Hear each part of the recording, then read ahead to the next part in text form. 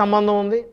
So కాబట్టి ఈసారైనా సరే రెండు తెలుగు రాష్ట్రాల ఈ ముఖ్యమంత్రుల అధికారిక భేటీ ఏదైతే ఉందో విభజన హామీలు, విభజన సమస్యలు, ప్రత్యేకించి రెండు రాష్ట్రాల మధ్య ఉన్న విభజన సమస్యలు ఏవైతే పెండింగ్ ఓడిపోయిన సమస్యలు ఉన్నాయో సో వాటన్నిటి మీద ఖచ్చితంగా ఒక స్పష్టమైనటువంటి ఒక క్లారిటీ వచ్చే అవకాశం ఉందని, మొత్తానికి ఒక స్పష్టమైనటువంటి ఒక కొలిక్కి వచ్చేటువంటి అవకాశం ఉందనేటువంటిది రెండు తెలుగు రాష్ట్రాల ప్రజలైతే అభిప్రాయపడుతున్న పరిస్థితి ఉంది.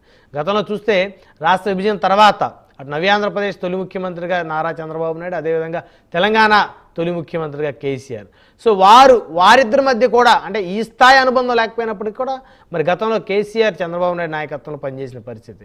సో మరి ఆనాడు పూర్తిగా రాష్ట్ర విభజన సమస్యలు ఏతున్నాయో అవి పూర్తిగా కొలికిరాని పరిస్థితి. తర్వాత కాలంలో వారిద్దరి మధ్య కొంత రాజకీయంగా వైరం ఏర్పడిన పరిస్థితి ఉంది. ఆ తర్వాత ఓటుకు నోటు కేసు, ఇంకా అవన్నీ అందరూ తెలిసిన అంశాలే. సో కట్ చేస్తే 2019 నుంచి 24 మధ్య ఆంధ్రప్రదేశ్లో జగన్మోహన్ రెడ్డి ముఖ్యమంత్రిగా, తెలంగాణలో కేసీఆర్ ముఖ్యమంత్రిగా.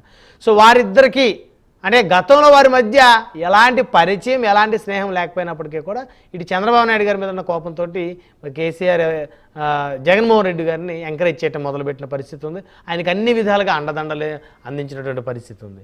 సో అంటే శత్రువు మిత్రుడు అనేటువంటి ఒక సూత్రం ఏదైతే ఉందో అది కేసీఆర్కి జగన్మోహన్ రెడ్డి గారి మధ్య ఉన్నటువంటి ఆ అనుబంధం ఏదైతే ఉందో ఆ అనుబంధాన్ని శత్రువు మిత్రుడు అనుబంధంగా అయితే ఖచ్చితంగా పోల్చవచ్చు. ఎందుకంటే గతంలో వారిద్దరికీ వయసు రీత్యా కూడా చాలా వ్యత్యాసం ఉంది. అదేవిధంగా రాజకీయాలతోటి కేసీఆర్ గారు ఉద్యమ నాయకుడిగా ఉన్నప్పుడు జగన్మోహన్ రెడ్డి గారు కేవలం అప్పట్లో బెంగళూరుకే పరిమితమైన పరిస్థితి. ఆయనకి అసలు రాజకీయాల మీద ఎలాంటి అప్పట్లో అవగాహన కూడా పూర్తిగా లేదని చెప్పుకోవచ్చు.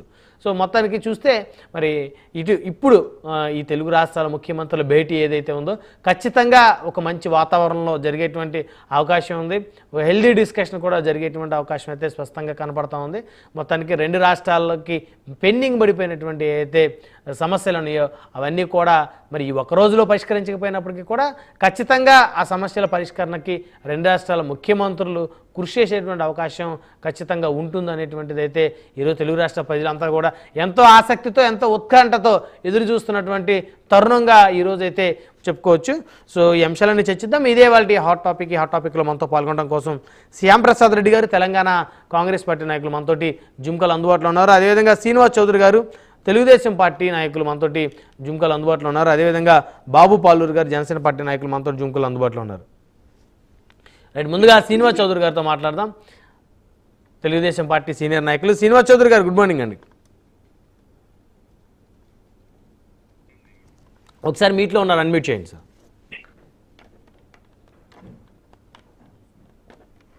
ఓకేనా? యా వినిపిస్తుంది సార్. బొమ్మనాయుడు గారు, మొదట మీకు, ప్రైమ్ 9 ప్రేక్షకులకి, శ్యాంప్రసాద్ రెడ్డి గారు కాంగ్రెస్, అలాగే బాబు గారు జనసేన నేత, అందరికి కూడా శుభోదయం. తెలుగుదేశం పార్టీ గారు నమస్కారాలు. చాలా రోజులుగా 2014లో తెలుగు రాష్ట్రాలు విభజించిన తర్వాత, అశాస్త్రీయంగా విభజించిన తర్వాత అనేక సమస్యల పైన కొలిక్కి రావాల్సిన అవసరం ఉంది.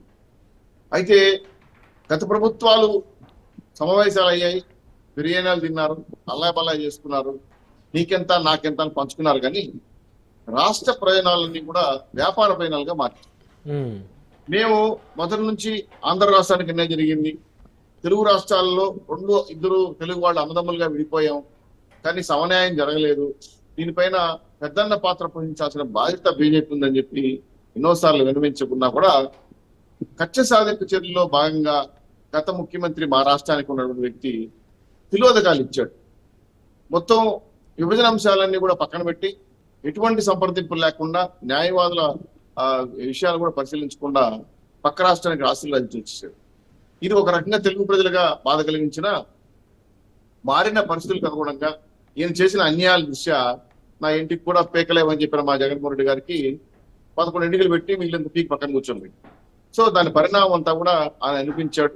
గతంలో ఎన్నో రకాలుగా రాష్ట్రానికి రావాల్సిన నీటి సమస్యలు కావచ్చు, నాగార్జున డ్యామ్ పైన వేసిన డ్రామా కావచ్చు, అలాగే ఏదైతే విభజన అంశాల్లో పొందుపరిచిన ఎలక్ట్రిసిటీ బోర్డు బకాయిలు కావచ్చు, ఏ విషయాన్ని కూడా ప్రస్తావించకుండా రాష్ట్రాన్ని ఒక రకంగా చెప్పాలని నిర్వీర్యం చేశాడు తెలుగు రాష్ట్రాన్ని గత ముఖ్యమంత్రి.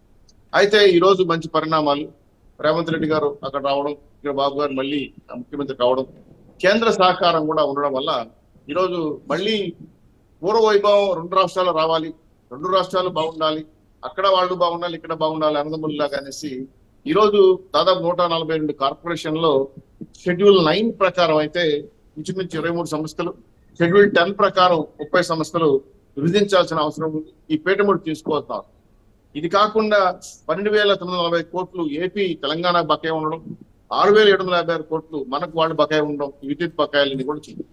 ఇది కాకుండా షీలాబేడి కమిటీ తరఫున ఉద్యోగస్తుల విభజన అశాస్త్రీయంగా జరిగింది. ఇప్పటికి కూడా చాలా మంది డిప్రెషన్ రావడం, మళ్ళా పోవడం, సమస్యలు తెచ్చుకోవడం, వాళ్ళకి ఇక్కడ అనేక సౌకర్యాలు లేకుండా పోవడం, మళ్ళీ ఎన్నికలు వెళ్ళిపోవడం అనేది పెద్ద గందరగోళంగా ఇంకా అశాస్త్రీయంగానే ఉంది. ఇది కాకుండా ప్రధానంగా కృష్ణా, గోదావరి, కొన్ని రకాల వాటర్ బోర్డు సమస్యలు ఇంకా ఉన్నాయి. గతంలో కృష్ణా బోర్డు సంబంధించి మాట్లాడినప్పుడు మాకు ఇన్ని టీఎంసీలు కావాలి, విభజన ప్రకారం అయితే 42% తెలంగాణకి, 58% మనకనేసి బచావత్ తీర్మానాలు ఉన్నాయి. వాటిని దృష్టిలో పెట్టుకొని శాస్త్రీయంగా కొన్ని విషయాలు మాట్లాడుకోవాల్సిన అవసరం. అయితే జగన్మోహన్ రెడ్డి గారు తగుదనమ్మా అని చెప్పి తాగి లెంపాయ గుట్టి కింద కూర్చోబెట్టినా కూడా మళ్ళీ సెంటిమెంట్ రగలు పెట్టాలని చెప్పి గతంలో 7 మండలాలు విభజించారండి, దాన్ని కలపండి, దీన్ని కలపండి అని కావాలనే సెంటిమెంట్ తో, కుల పిచ్చితోనో లేదా ప్రాంతీయ పిచ్చితోనో రెచ్చగొట్టాలని చేసే ప్రయత్నం తెలంగాణ ప్రజలు, ఇటు ఆంధ్ర రాష్ట్ర ప్రజలు ఒప్పుకోవటం. అయితే ఒక 5 గ్రామాలు కలిపితే బాగుంటుందని చెప్పి ఒక ప్రణాళిక ప్రకారంగా మునికి ముప్పులు గురి అవుతున్నాయని చెప్పి ఒక ప్రపోజల్ వచ్చింది. అయితే ఇద్దరు ముఖ్యమంత్రులు శాస్త్రీయంగా ఆలోచించి అది ఎంతవరకు న్యాయం అని చెప్పి పరిశీలిస్తారు. కాకపోతే రెండు రాష్ట్రాల మధ్య విభేదాలు వచ్చుకోవడం, దాన్ని బేస్ చేసుకోండి, అక్కడ కలిపితేనే ఇది కలిపితేనే. అసలు నాకు నేడుతున్నాను బీఆర్ఎస్ వాళ్ళని, డైరెక్ట్ గా టీఆర్ఎస్ అనుకోండి, అది ఎట్లా మునిగిపోయి పడవ. నేను ఇంకా 10 ఏళ్ళ పుట్టుకూరని పనులు అవుతున్నారా, కూర్చొని మాట్లాడుకోవచ్చు కదా. ఈ రోజు తెలుగుదేశం పార్టీ అక్కడ కాంగ్రెస్ అధికారంలోకి వస్తే ఇప్పుడే వచ్చింది మీకు సమస్య. హరీష్ రావు గారు మాట్లాడుతారు, నాకు కూడా చాలా ఆశాస్పదంగా అనిపించింది. అయితే ఇక్కడికి వచ్చే కొద్దికి, తెలంగాణ నుంచి మళ్ళీ ఆంధ్రాకి వచ్చే కొద్దికి మీరు చాలా విషయాలు గతంలో బీఆర్ఎస్ పార్టీ ఎన్నో రకాలుగా ప్రాంతీయ పెట్టాలని ప్రయత్నం చేసినా కూడా ఇక్కడ తెలుగు రాష్ట్ర ప్రజలందరూ కూడా సమన్వయంతో ఉండటం వల్ల ఈ రోజు రెండు పార్టీలు అక్కడ ఇక్కడ విజయం సాధించడం. దీంతో పాటు కేంద్రంలో మొన్న పోయినప్పుడు రేవంత్ రెడ్డి గారు చెప్పారు, నిన్న పోయినప్పుడు బాబు గారు కూడా చెప్పారు, రెండు రాష్ట్రాల మధ్య ఉన్న విధానాలు పరిష్కరించడానికి మీ ఆమోదముతో కూడా కావాలని చెప్పడంతో, ఎందుకంటే కొన్ని విషయాలు కేంద్ర ప్రజలకు రావాలి కాబట్టి ఖచ్చితంగా తీసుకొచ్చారు. అయితే జగన్మోహన్ రెడ్డి గారు గతంలో ఎన్నిసార్లు ఢిల్లీకి పోయినా ఆ స్వప్నాలు తప్ప రాష్ట్ర ఎప్పుడు పట్టించుకోవాలా, రాష్ట్ర విభజన పట్టించుకోవాలా, రాష్ట్రానికి రావాల్సిన బకాయిలు పట్టించుకోవాలా, పూర్తిగా ఆయన కేసులు, బెయిల్లు, రామాయణాలు తప్ప ఇంకేం పట్టించుకోవాలా. సో ఇప్పుడు అవకాశాన్ని అధిగమించి తెలుగు ప్రజలు తీర్పిచ్చారు. గత ప్రభుత్వం చేసిన అన్యాయాల అక్రమాలు చూశారు.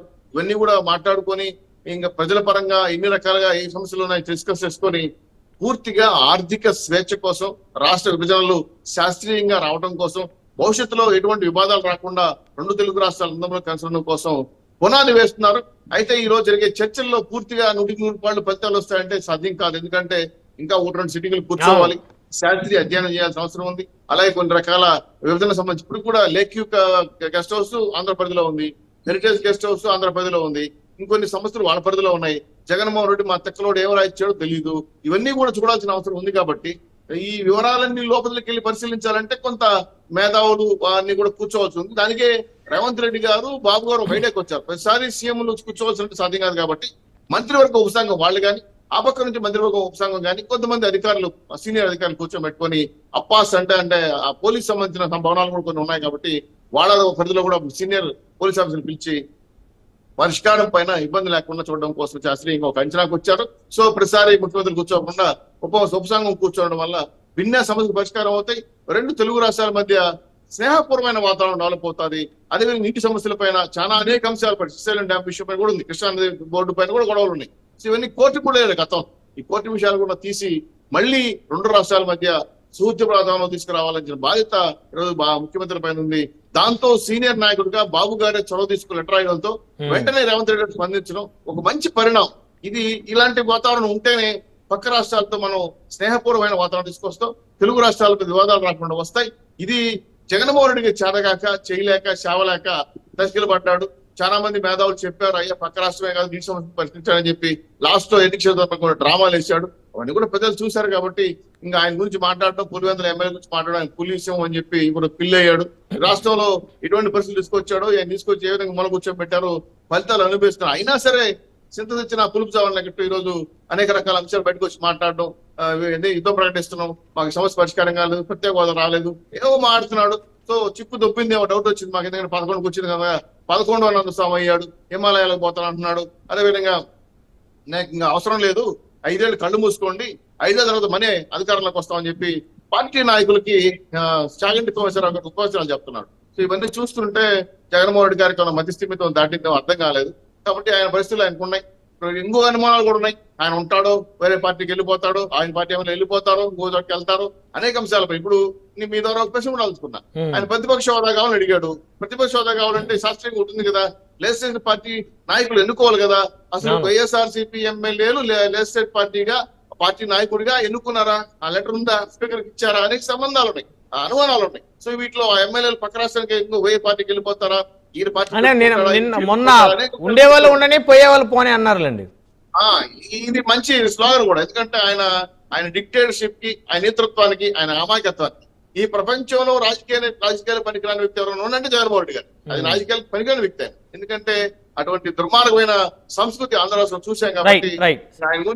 శ్రీనివాస్ చౌదరి గారు ఒక్క పాయింట్, ఇప్పుడు ఇదే 2014 తర్వాత చంద్రబాబు నాయుడు గారు, కేసీఆర్ గారు, మరి ఎందుకని ఈ విభజన సమస్యలు అప్పుడు ఎందుకు కొలిక్కి రాలేదు? ఆ రోజు చంద్రబాబు నాయుడు గారు ముఖ్యమంత్రిగా, నవ్య ఆంధ్రప్రదేశ్ మొదటి ముఖ్యమంత్రిగా ఉన్నారు కదా సార్. మంచి ప్రశ్న వేశారు, చాలా మంచి ప్రశ్న వేశారు. బాబు గారు అప్పుడు కూడా ఏ విధంగా చొరవ తీసుకున్నారు, కేసీఆర్ గారు కూర్చొని ఈ విషయాలు పరిష్కరించుకున్నారు. కానీ అనేక రకాల అంశాలు మన పీఠముడు, గోదావరి నీటి వాటాలు పెంచాలని చెప్పి దానికి మనతో డిస్కస్ చేసిన తర్వాత మళ్ళీ కోర్టుకు వెళ్ళారు. కృష్ణా వాటాలపై వెళ్ళారు. ఇది కాకుండా కార్పొరేషన్ ఆస్తులు బకాయిల మీద కూడా పీఠముళ్ళు పెట్టారు. మాకు అది కావాలి, ఇది కావాలి అంటే కొంతమ్మ కోరికలు ఎక్కువ కోరడంతో అది కొంచెం అశాస్త్రీయంగా అనిపించింది. ఎందుకంటే సభభాగం ఇప్పుడు విడిపోయాము, కేంద్రం ఒక పర్సెంటేజ్ చెప్పింది, దాని ప్రకారం మీరు తీసుకోండి, దాని ప్రకారం ఆంధ్రాకి ఇచ్చేది చెప్పాము. దాంట్లో కాదు దాన్ని మించి ఇవ్వాలి అంటే కదా 7 మండలాలు కూడా కలిపేయండి, అడగలిపేయండి అంటే కావాలని ప్రాంతీయతత్వం రచ్చకోవడానికి చేసే ప్రయత్నం. ఇప్పుడు నిన్న బాబు గారు పోయారు, ఢిల్లీకి వెళ్ళారు. ఢిల్లీకి వెళ్ళిన తర్వాత దాదాపు 1,00,000 కోట్ల ప్రాజెక్టులు ఆంధ్రాకి వచ్చాయి. అది మీకు ఎగ్జాంపుల్ కూడా చెప్తున్నా. Amaravati inner ring road, out ring road 30,000 కోట్ల రూపాయలు సింగిల్ పెన్ ఇంచుతో పాస్ చేశాడు గడ్కరీ గారు. అదే కాకుండా Kadapa Rayachoti tunnel, internal tunnel అన్నమాట, 6 కిలోమీటర్లు, 1,200 కోట్లు. దానికి బైపాస్ కి 4,776 కోట్లు. ఇది కాకుండా మచిలీపట్నం BPCL రిఫైనింగ్ కంపెనీ దాదాపు 60,000 కోట్లు ఉపాధి తీసుకొచ్చేది. ఇంత పెద్ద ఎత్తున ల్యాండింగ్ చేసుకునే పరిస్థితి వస్తా ఉంటే, కేంద్రం అడిగిన తర్వాత ఇస్తా ఉంటే, గత ముఖ్యమంత్రి రాష్ట్రాన్ని శ్మశానం చేశాడు, అమరావతి లేకుండా చేశాడు, కనీసం ఒక పరిశ్రమ రాకుండా చేశాడు. కనీసం పక్క రాష్ట్రం చూసి ఇప్పుడు రియల్ ఎస్టేట్ చూడండి, హైదరాబాద్ ఎలా ఉందో, మా ఆంధ్ర చూడండి, ఒక రంగం చెప్పాలంటే నీరు కలిపి ఇప్పుడు మళ్ళీ పుంజుకుంటా ఉన్నాయి. కాబట్టి 2 రాష్ట్రాలు ఆర్థికంగా బాగా అభివృద్ధి కావాలి, 2 రాష్ట్రాలు రియల్ ఎస్టేట్ వ్యాపారాలు, ఇండస్ట్రీ డెవలప్ కావాలి అనే ఒక మంచి అవకాశం, మంచి వాతావరణంలో ఇద్దరు ముఖ్యమంత్రి రావాల్సి వదిలేసి రాష్ట్రాన్ని విధ్వంసం చేసి ల్యాండ్ టు శాండ్, మైను దోసేసుకొని రాష్ట్రాలు సంపద చేసుకొని, మీకు తెలుసో తెలీదు ఒక్కొక్క శాఖలో మేము ఎన్క్వైరీలు చేస్తా ఉంటే కొన్ని వేల కోట్ల రూపాయలు తినే స్టిమ్మింగ్ పేర్లు బయట వస్తున్నాయి. మాకు ఈ శాఖ ప్రత్యేక శాఖ పెట్టే తప్ప ఈ దుర్మార్గుల చరిత్ర బయటకు వచ్చే పరిస్థితి